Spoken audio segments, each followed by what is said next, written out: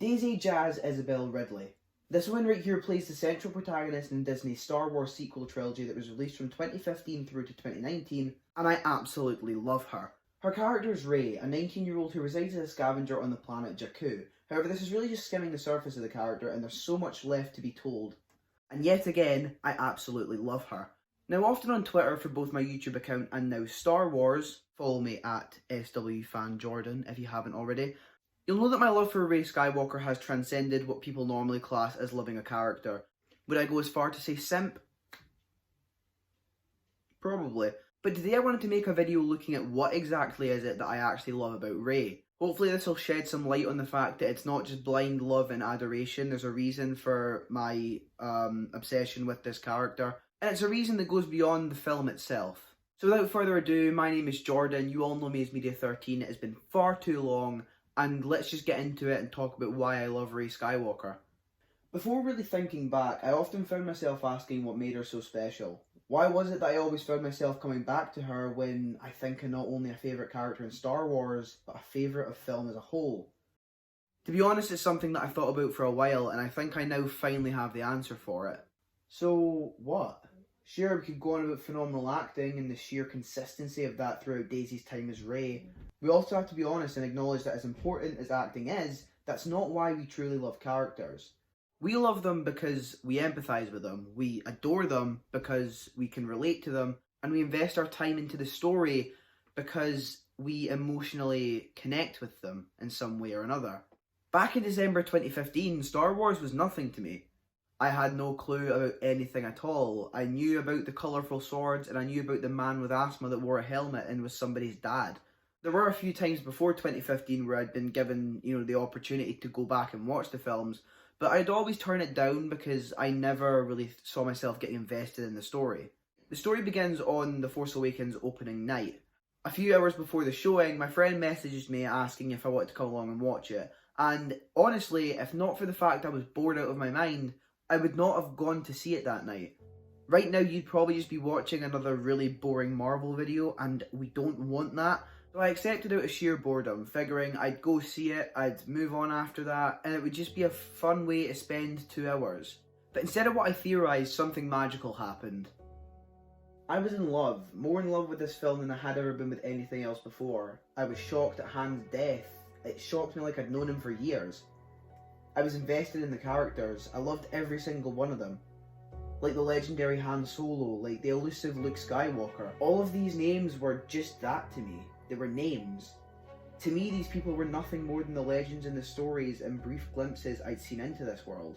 All of this magic, all of the adventure while I sat bored at home growing up, missing out on all of it. Which actually brings us neatly onto Rey. In a film that was filled to the brim with wonder, Rey instantly stuck out to me purely because of how innocent she came across. With her theme and its youthful vibrance and sound of adventure, it was very clear from the opening few scenes we see her that the theme perfectly encapsulates what her character is. I remember sitting in the cinema at the time thinking, hey, this is actually kind of like me in a weird way. I was in her shoes just now, watching all of this from the sidelines. And that thought really hits true when you see all of her Imperial era relics that she keeps inside of her Imperial relic home. Rey watches with eager eyes as ships take off from her home planet Jakku. She doesn't know where they're going, but she knows that she longs to find out. We know that deep down Rey doesn't want to be there, and to be honest, that sucks. I felt for her instantly because I could see her daily struggle that had to happen for survival. She doesn't deserve that. That only helps us empathise more with the character. We feel for her and want her to succeed without even fully knowing what her story is going to be. She has it rough from the word go, and the film does very well with making you feel for her through subtle narrative choices like the heartbreaking reason she has the tri-bun hairstyle.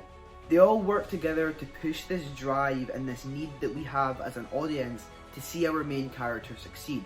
As a nobody in the franchise, Rey was a fresh start, forced to carry a trilogy on her back. However, Rey's identity being a clean slate was also the same in my eyes. She was looking for a place in the franchise, trying to see where or if she fitted in, and so was I. A lot of Rey's journey is relatable because it feels like our journey, and that to me is amazing. Rey is very much our passage. She's our vessel and our eyes and ears coming into this franchise for the first time. She's also a chance for the Star Wars fans of old to see the galaxy through a new perspective, to see it through this person that doesn't know anything about it. In my favourite Star Wars era, I watched everything happen through Rey's eyes.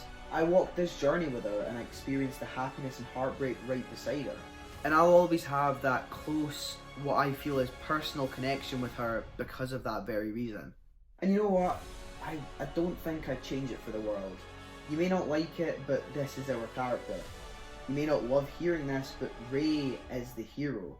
Rey is our Skywalker. I don't want to sound like a bit of a dick here, but if you're going to hop into the comments right now with your Mary Sue arguments, just please go read a book or an article somewhere, because honestly your argument would literally hold no water whatsoever if you enjoy these films for more than just the surface level. I want to quickly shout out a couple of threads that I love and I found on my time on Star Wars Twitter. These are from two amazing accounts that you should definitely go follow over there if you are into Star Wars. So the first thread that I want to discuss is one that is actually very prevalent to the last thing I just said, and it's why Rey is not a Mary Sue, done by Sith Lord Olivia. There'll be a link to that thread in the description, and while you're at it, you can also go check out why Rey is an inspiring character, done by Flillis of Exegol.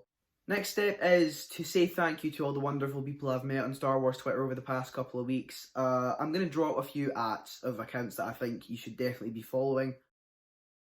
At Kaylee MTM, at Grace Nobody, Dyad Wars, Amidala Stan, Raylo Advocate, Sith Lord Olive, I'm That Solo Boy, Daddy Kenobi, General Hux 1872, Lucy Ray Baird, Darth Maul, or Mr. Maul as I call him, Hammer the Senate, Flillis off Exegol, Force Skywalker, SWFan_01, James SW Nerd, Euphoric Ridley, 54JDC, Bosk XL, and Neve Solo. There you go, there's some amazing accounts that you should definitely be following if you don't already. I hope you enjoyed listening to my reasoning on why I love Rey Skywalker so much. There's a bit more added stuff to this video than the thread that I made a few weeks ago. Obviously, the bare bones of it is still the same, but I haven't made a video in a while.